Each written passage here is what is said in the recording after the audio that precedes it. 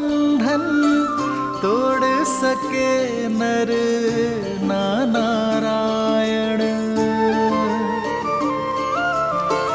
वृक्ष की शाखा बनी है कुल्हाड़ी, शत्रु रची बड़ी योजना। ये कैसी अनुभूति है? सिंह हुआ सिंह रक्त का प्यासा, शत्रु ने फेंका कैसा पासा। सरल नहीं कर्तव्य का पालन, ज्ञान यही देती रामायण। मौन हनुमान जानकी अनजान, देव जगत क्या होगा परिणाम। राम सिया राम सिया राम। वन देवी, आपने मुझे बुलाया।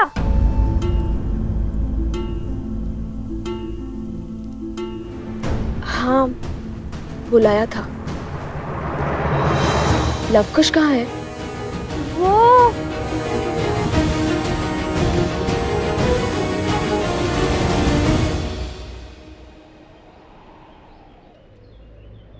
देखो बालकों, स्वयं धर्म के रक्षक, न्याय की मूरत, स्वयं प्रभु श्री राम खड़े हैं आपके समक्ष।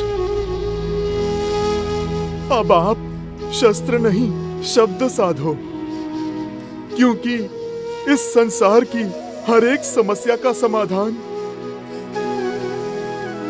प्रभु को अपना सब कुछ समर्पण कर देने में ही है।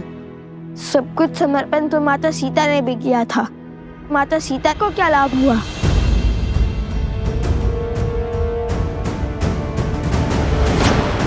नहीं,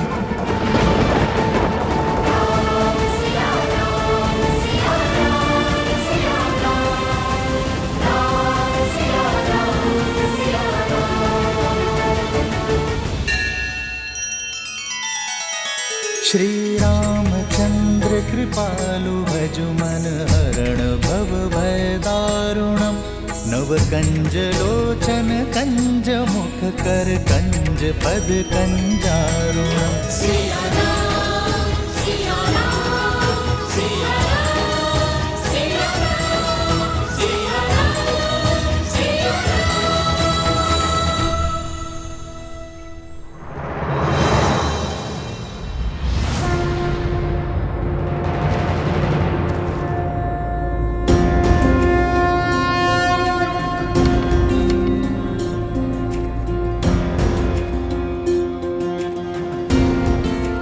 बहुत इच्छा थी तुम दोनों से पुनः भेंट करने की, परंतु इस प्रकार नहीं।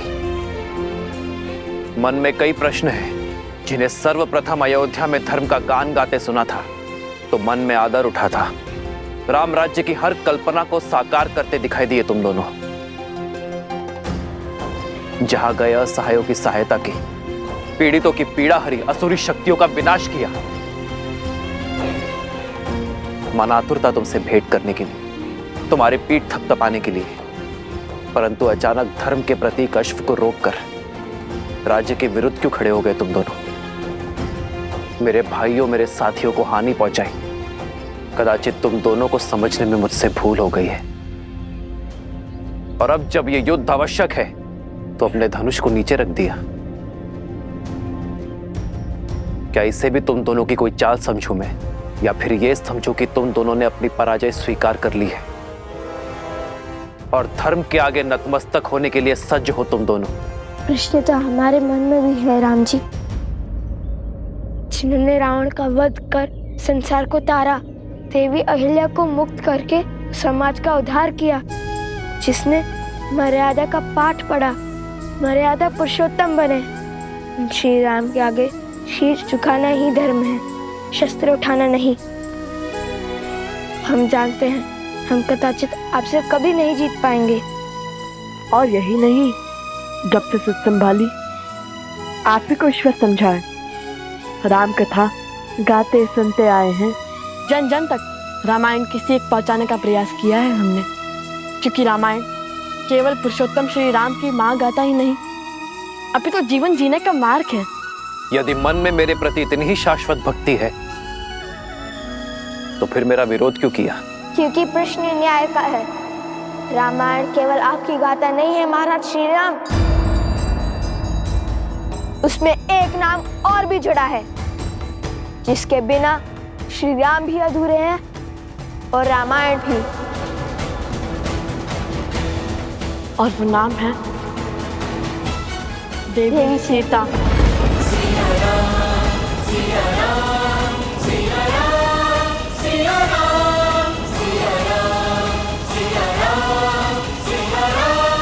सीता, हमारा उद्देश्य आपसे युद्ध करना नहीं बल्कि अपने प्रश्नों के उत्तर पाने का है।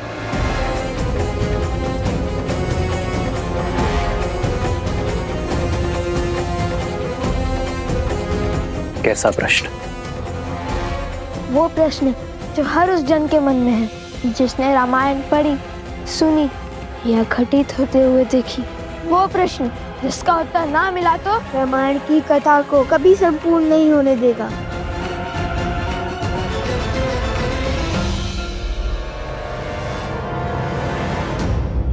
प्रश्न क्या है? आपने माता सीता का परित्याग क्यों किया?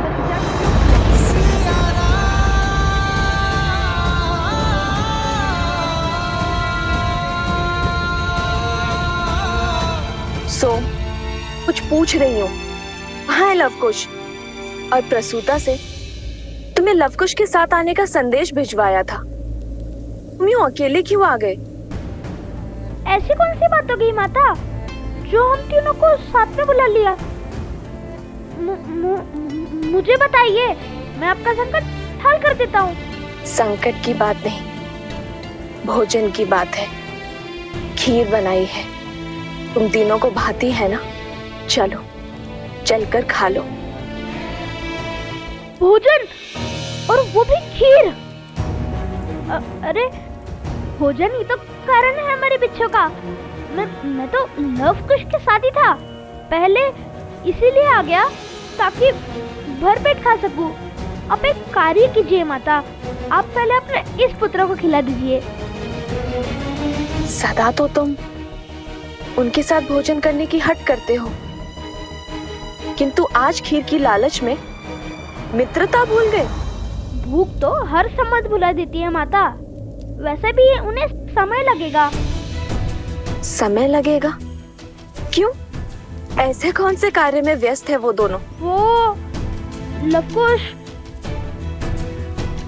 श्री राम। श्री राम? श्री राम कथा माता, रामायण को और विस्तार से समझने का प्रयास कर रहे हैं। रामायण को समझने का प्रयास? किंतु वो दोनों तो रामायण का एक एक शब्द समझते हैं और संसार को भी समझाते हैं। अकस्मात ऐसा क्या हो गया कि उन्हें रामायण को विस्तार में समझने की आवश्यकता पड़ गई? वो क्या है ना माता, श्री राम माता सीता लौटने के बाद जो घटा उसी को लेकर उनके मन प्रश्नों से भर गए हैं। बस उसी का उत्तर जानने का प्रयास कर रहे हैं। तुम दोनों ने प्रभु के दर्शन किए? माता, श्री राम केवल वीरों के प्रभु हैं, नारियों के नहीं। उत्तर दीजिए श्री राम, जो ग्रंथ है जग में सबसे पावन, जिसने सिखाया जलाना भीतर का रावण, जिसका आधार शुभ कर्म है, जिसने प्रेम दिया ममता और त्याग समर्पण का मर्म है, और जिसके अंत में प्रश्न बड़ा जो हमारे मन में शीश ताने खड़ा। जब राज धर्म था सब कुछ ही, फिर क्यों पत्नी व्रत का वचन लिया? क्यों त्याग दिया उसको जिसने बरसों संग वन में गमन किया? जो राम है जग में पतित पावन, केवल सीता माँ के कारण। जो पतित का सीता को त्यागा, तो क्या उस राम में भी बसा है एक गुण रावण का? कहिए, क्यों छोड़ दिया आपने अपनी पत्नी को? क्या घटा था ऐसा जिसके कारण आपको ये निर्णय लेना पड़ा? ये व्यक्तिगत निर्णय है, तुम्हारे इस प्रश्न का उत्तर देना नहीं देना यह मेरा निर्णय है। उसका निर्णय जिसका फल पूरी स्त्री जाति पर प्रभाव डाल सकता है वो व्यक्तिगत नहीं होता। आपको उत्तर देना ही होगा।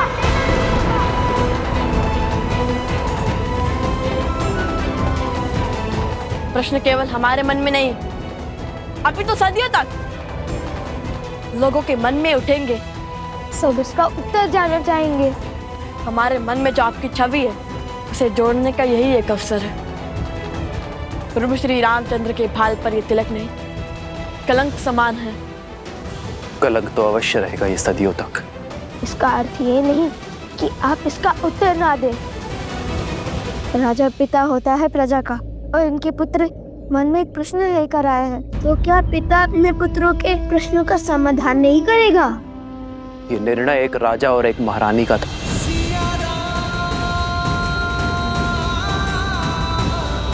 हम दोनों का था।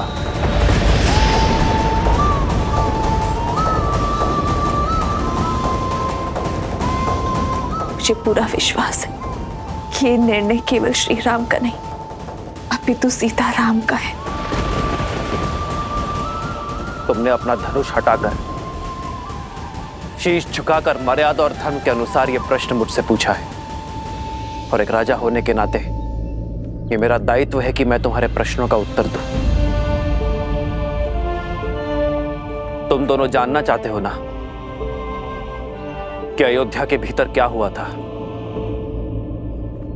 तो सुनो। सतीत्व की दुहाई देने वाली आज मुंह छिपाकर क्यों जा रही है? दशानन जैसा बलि जिसे पाना चाहे उसे छोड़ कैसे सकता है?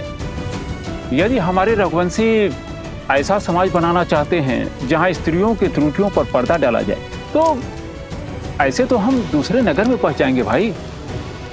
मैं मर्यादा पुरुषोत्तम राम नहीं हूं। मैं ऐसी स्त्री को नहीं अपनाऊंगा जो किसी अन्य पुरुष के साथ रहकर आई हो। हम दोनों अपने राज्य का परित्याग कर देंगे तो ना ही कोई प्रश्न उठेंगे और ना ही कोई उत्तर की अपेक्षा करेंगे। हम दोनों नहीं, केवल मैं आ रहा हूं। जिस क्षण महाराजा राम महारानी सीता को त्यागेंगे, उसी क्षण अयोध्या के सब दुख मिट जाएंगे।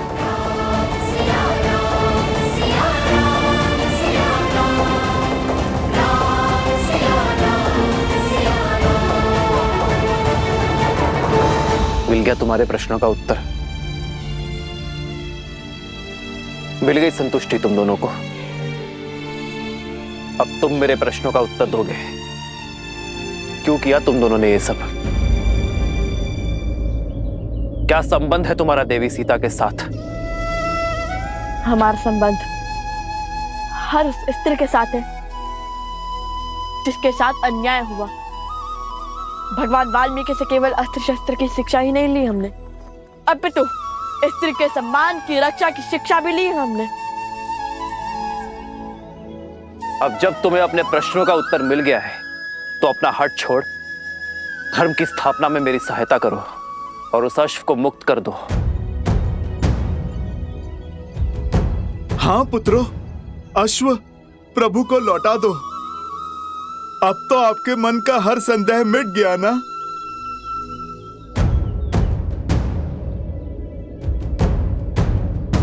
अर्थात जिस अयोध्या की प्रजा के लिए यज्ञ हो रहा है, उसी अयोध्या ने माता सीता पर लांछन लगाकर उन्हें आपसे और आपके परिवार से भिन्न कर दिया। आपसे सुख, संपदा और वैभव सब छीन लिया। जिस स्त्री ने बिना एक प्रश्न किए 14 वर्ष आपके साथ वनवास स्वीकारा, जिसने रावण के पास से निकलते ही अपनी परीक्षा का दंश भोगा, उस पवित्र देवी सीता पर इतना घोर लांछन लगाने वाली प्रजा को आपने दंड तक नहीं दिया। आपने उन्हें शांत करने के लिए माता सीता से भिन्न होना चुना। प्रजा के मुख में पत्नी का हर समर्पण भूल गया।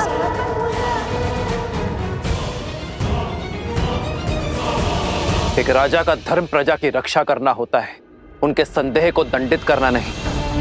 राजा का धर्म उसकी प्रजा को उचित मार्ग पर ले जाना होता है, उन्हें अपराधी बनाना नहीं।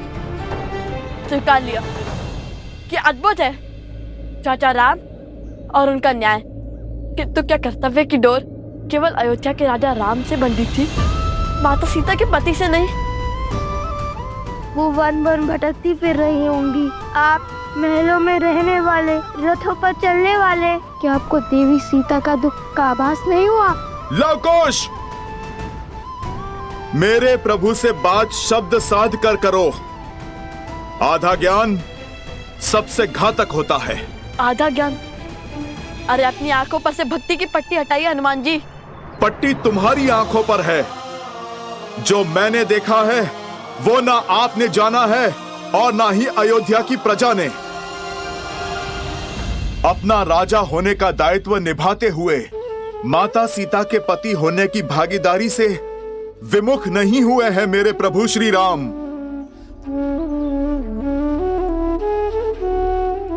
राजवस्त्र और राज दायित्व उतारकर सदा वल्कल धारण किया है मेरे प्रभु श्री राम ने।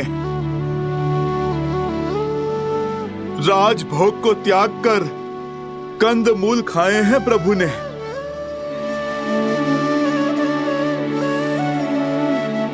कोमल शैया छोड़कर कृषा पर सोए हैं मेरे प्रभु श्री राम। मेरे प्रभु के लिए तो ये राजवस्त्र कांटों के समान है। उनका सुख तो उसमें है जो वल्कल उन्होंने 14 वर्षों तक माता सीता के साथ पहने हैं। प्रभु का सुख तो माता सीता की स्मृतियों में है। राम सिया राम जय जय राम। क्षमा करिए, हमें प्रभु श्री राम के त्याग की स्थिति का अनुमान नहीं था। किंतु ऐसा नहीं है कि हमारे प्रश्न अनुचित है। हमने आपके प्रभु को 2 कड़वी बातें कही और आपको इतना क्रोध आ गया। सोचिए जब हमें माता सीता के दुख की सूचना मिली होगी तब हमें कितना क्रोध आया होगा। फिर वन वन अकेली फिर रही होंगी, अपनों से दूर, अपने श्री राम से भिन्न।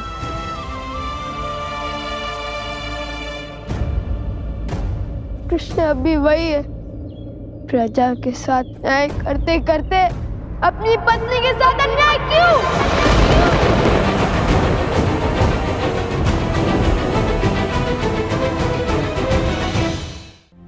ये त्याग आवश्यक था और ये मेरी सीता का निर्णय था और ये अनुग्रह मुझे स्वीकार करना पड़ा अपनी प्रजा के लिए। अद्भुत, तो फिर राजा का पद क्यों नहीं त्याग दिया?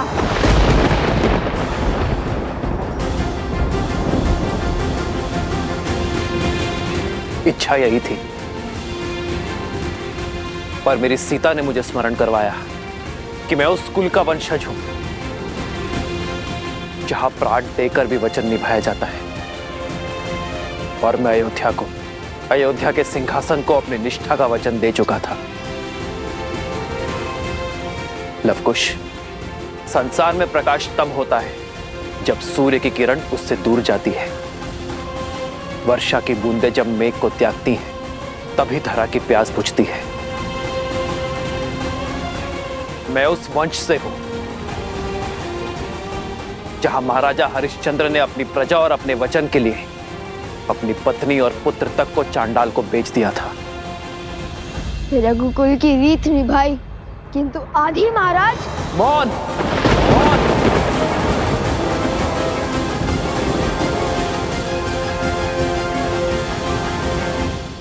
रहने से आपकी भूल छुप नहीं जाएगी महाराज। मत भूलिए कि आप उस कुल के वंशज हैं जहां महाराज दशरथ ने अपनी पत्नी के मांगे अनुचित वचन को भी निभाया और में आप भी ने उनका सहयोग किया, वो भी प्रजा के विरुद्ध जाकर, क्योंकि पत्नी भी आपकी प्रजा थी जिन्हें महाराज ने वचन दिया था। जब आपने रावण की लंका पर चढ़ाई की, इसलिए नहीं कि प्रश्न आपकी पत्नी का था, इसलिए क्योंकि ये अयोध्या की प्रजा के पान पर प्रहार था।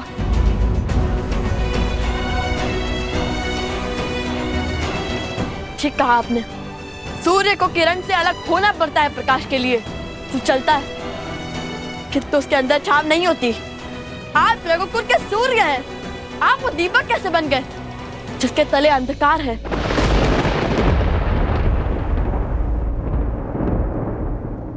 मेरी सीता का त्याग जिसने ना जाना, उसने राम को संपूर्ण जाना ही नहीं।